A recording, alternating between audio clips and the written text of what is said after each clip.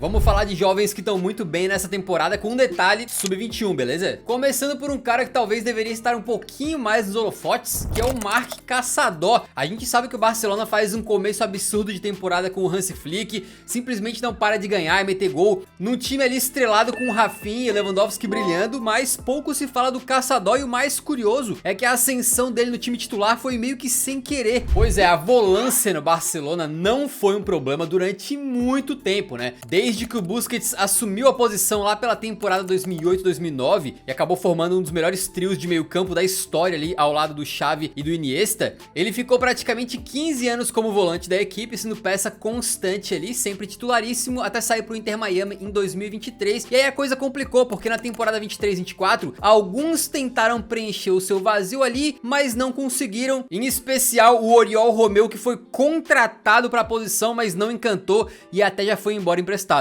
Faltava um cara para assumir essa posição de titular na volância ali, e para essa temporada 24-25, o nosso querido Hansi Flick encontrou. O nome dele é Marc Bernal. Ué, a gente não tava falando do Caçador? Exatamente, aí que vem o plot twist, né? Porque acontece é que o Hansi Flick começou a usar o Bernal na pré-temporada, ele que tem apenas 17 anos, e o guri foi muito bem. Aí ele começou como titular do Barça nos primeiros jogos da temporada, com alguns já chamando ele de novo Busquets e tal, quando infelizmente rompeu o ligamento cruzado do joelho e deve ficar de fora a temporada inteira. E foi aí que o Hansi Flick encontrou dentro do elenco uma nova solução. O Marc Caçador também é cria de La Masia e chegou a estrear na temporada passada, mas teve pouquíssimos minutos, né? Só que nessa agora, aos 21 anos de idade, se tornou titular absoluto do Barcelona do Hansi Flick. Geralmente ele joga no meio campo ao lado do Pedri, sendo o cara mais defensivo da equipe, mas ele também é muito bom saindo jogando, o que é algo essencial para um cara que veio de La Masia. E também é um criador de jogadas, prova disso é que o cara vem dando muito passe pra gol. Teve lançamento absurdo pro gol do Rafinha contra o Bayern, por exemplo, pra gol do Yamal também. Mais um passe impressionante para gol do Pedri contra o Girona. Um lindo passe pro gol do Leva que abriu o placar contra o Real Madrid. E por aí vai, ele tem sido peça importantíssima do meio campo ali e tá se especializando nesses lançamentos, né?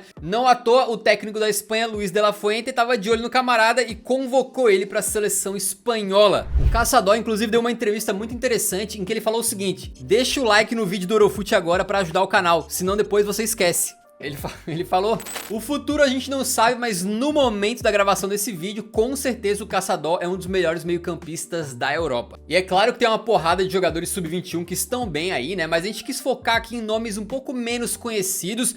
Só que falando de Barcelona e seleção espanhola, é impossível tu não trombar sem querer no Yamal, né? Tá todo mundo cansado de ouvir falar do Lamine já, né? Não vou ficar aqui me estendendo muito, só que tem um negócio que é importante ressaltar sobre ele, né? Que é a evolução absurda de uma temporada pra outra. Se liga só, na temporada 23-24, ele começa a se destacar pelo Barcelona do Xavi, né? Já chamando muito atenção, mas sem números absurdos, até porque o próprio time tava passando por problemas ali. Aí ele ganha posição na seleção da Espanha, faz uma Eurocopa brilhante, ganhando o troféu como melhor jovem da competição e resolve começar a temporada 24-25 voando. Pra você ter uma noção dessa evolução, na temporada passada ele fez 7 gols e deu 7 passes pra gol com a camisa do Barcelona em 50 jogos, o que são números absolutamente fantásticos pra um guri que tinha 16 anos, só que nessa aumentou tudo, né? Ele tá com 17 ainda, muito jovem, e no momento da gravação desse vídeo já tem 6 gols marcados e 8 passes pra gol em 16 partidas, ou seja, já tem o mesmo número de participações diretas em gol pelo Barça que ele teve na temporada passada inteira, só que agora em 1/3 das partidas, saca? E a gente usa números sempre pra dar uma destacada, uma corroborada no que a gente tá falando,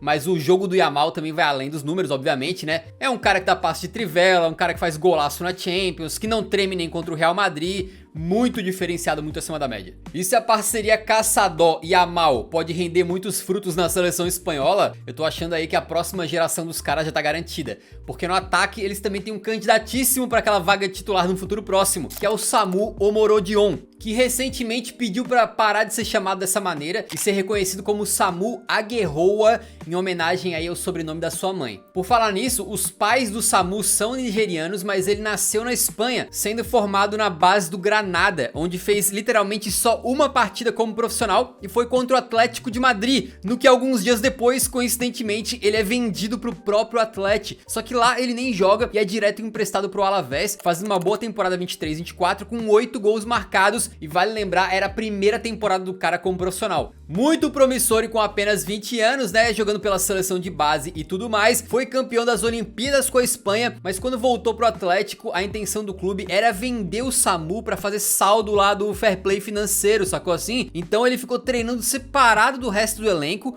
num período que ele mesmo conta que chegou a passar mal e a chorar várias vezes. Simplesmente um jovem super promissor que o Atlético tinha nas mãos, e pra equilibrar a contabilidade ali, cara, escanteou ele sem mais nem menos, não deu nenhuma explicação. Um tratamento bizarro e desumano que a gente criticou bastante também quando foi feito lá no Chelsea, né? Inclusive, por falar no Chelsea, os Blues eram um dos clubes interessados ali no Samu e chegou até o famoso Here we go do Fabrício Romano, com a transferência do Samu sendo concretizada pro Chelsea, mas no último momento acabou tendo um problema contratual ali com o clube inglês e no final das contas, ao invés de jogar na Premier League, ele acabou indo pro Porto por 15 milhões de euros. E ó, cá entre nós, foi a melhor coisa que poderia ter acontecido pra ele e também pro Porto. O Samu é um centroavante forte, alto, né, 1,93 m, mas também, como tem surgido muito nos últimos anos, ele é um pirulão que não fica parado na área só, tá? Ele é rápido também. E a especialidade dele é empurrar a bola pro fundo do gol, e isso ele tá fazendo demais. Já são 12 gols em 13 jogos pelo Porto,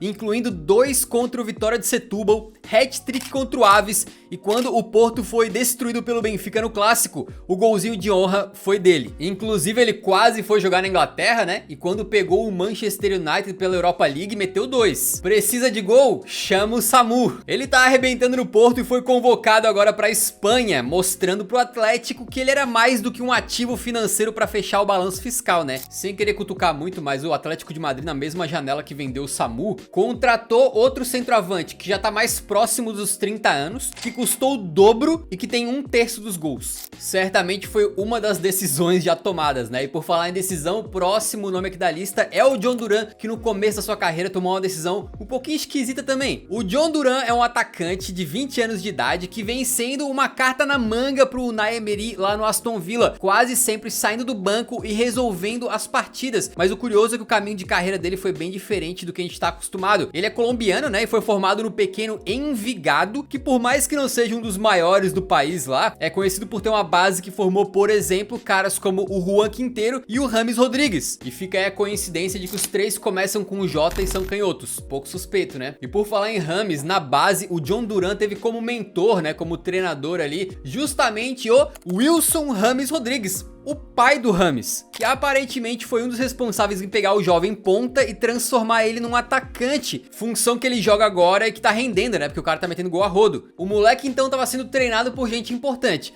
batendo marcas interessantes, por exemplo, o segundo mais jovem da história a fazer um gol na Liga Colombiana com 15 anos. Entrou naquelas listas assim de maiores promessas do futuro no futebol. Então logo o cara tava indo pra um clube europeu, né, é óbvio, é o caminho padrão. Eis que em 2022 ele resolve ir para o Chicago Fire, da MLS. É um caminho de carreira um pouco diferente, mas não completamente novo, né? O próprio Thiago Almada aí era uma grande promessa e foi pra MLS também no começo, né? E lá o Duran teve até alguns bons números pra idade dele, com 8 gols e 3 passes pra gol na liga, e durou apenas uma temporadinha até que o Aston Villa demonstrasse interesse. Ele chega no Villa e na temporada 23-24 jogou pouquíssimo, quase sempre entrando no finalzinho mesmo, mas já mostrando que tinha talento pra decidir. Por exemplo, quando ele entrou numa partida contra o Liverpool e em apenas 11 minutos marcou 2 gols pra empatar o jogo. Agora na temporada 24-25 ele se consolidou no que alguns chamariam de super sub, né? Ou num finisher. Uma carta na manga, um cara que tá ali no banco só esperando o momentinho dele pra entrar e resolver as coisas como fez diversas vezes. Na Premier League já foram 4 gols em 278 minutos em campo.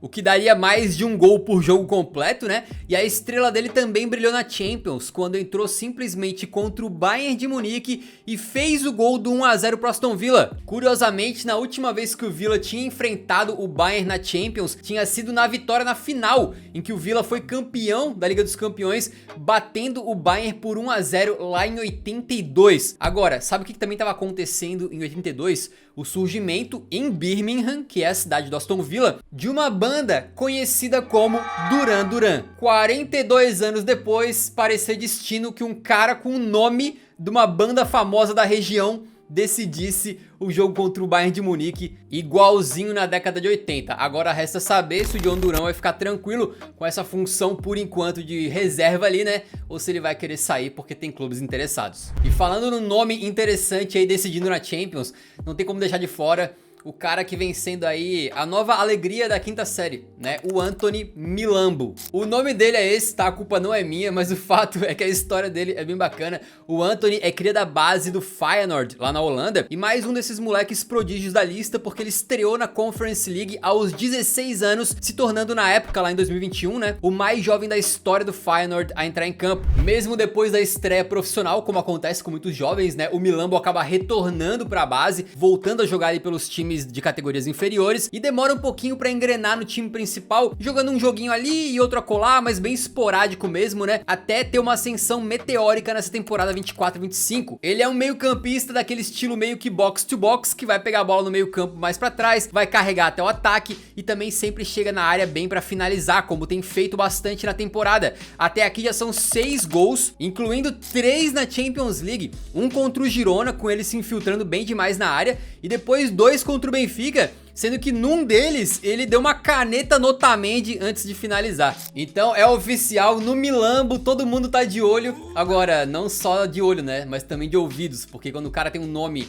bacana, assim, acaba caindo no gosto do povo, principalmente nas piadinhas de internet aí, né? Agora eu só espero que ele não vá jogar no Stuttgart, porque lá pode acontecer que ele acabe jogando com um camarada ali que não daria uma dupla muito boa, não. Ia acabar com a carreira de muito narrador.